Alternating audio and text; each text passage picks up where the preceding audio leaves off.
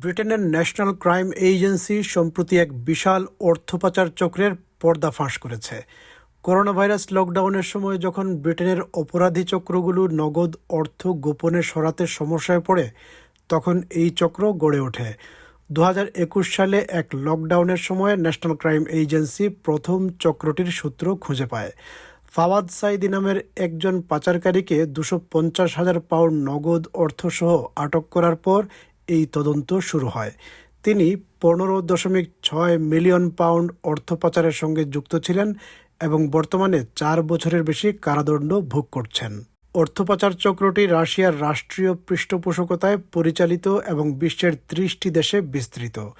এখন পর্যন্ত এই চক্রের 84 জনকে গ্রেফতার করা হয়েছে, যার মধ্যে 71 জন ব্রিটেনে আটক হয়েছেন। চক্রটি মূলত নগদ অর্থকে ক্রিপ্টোকারেন্সিতে রূপান্তরিত করে অপরাধমূলক পথে মুনাফা গোপন করার এটি একটি সুরক্ষিত উপায়।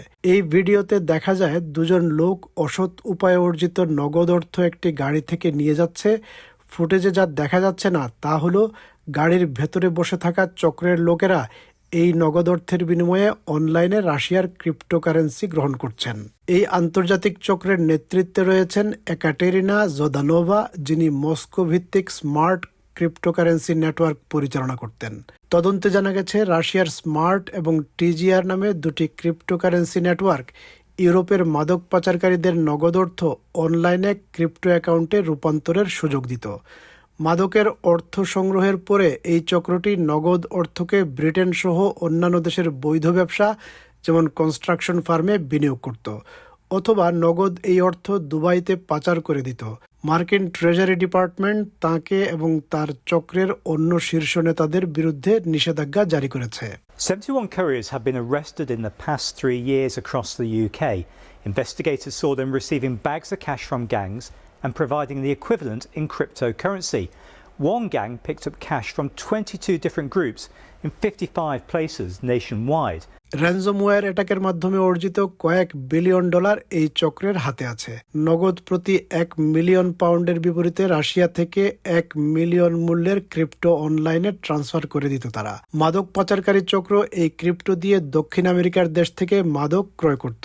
রাশিয়ার চক্র এই বিনিময় প্রক্রিয়া থেকে কমিশনও নিত, কেননা বিশ্বের বিভিন্ন দেশের ভুয়া কোম্পানির মাধ্যমে এই নগদ অর্থ ঘুরিয়ে ঘুরিয়ে এনে দিত তারা। অবশেষে এই ক্রিপ্টোকারেন্সি আবারও তার মূল গন্তব্য রাশিয়ায় ফিরে যেত, কিন্তু এই কারেন্সির মালিকের প্রকৃত পরিচয় অজ্ঞাতই থেকে যেত।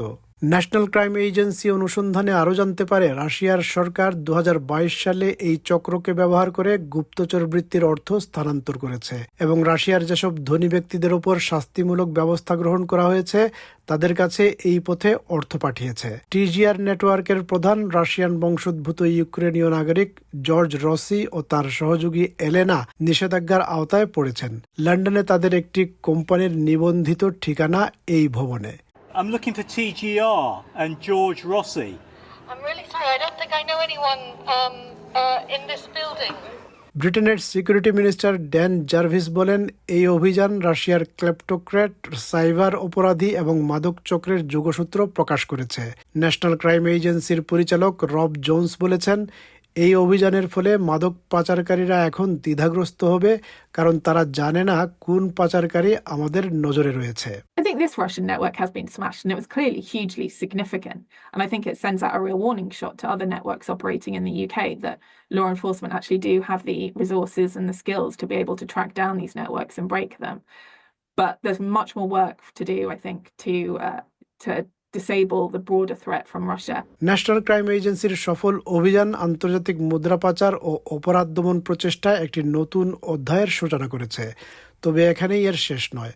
অসৎ উপায়ে অর্জিত নগদ অর্থ সবসময় একভাবে না হলে অন্যভাবে আসবে এবং সবসময়ই কেউ না কেউ এই অর্থ পাচারের সহায়তা করতে এগিয়ে আসবে।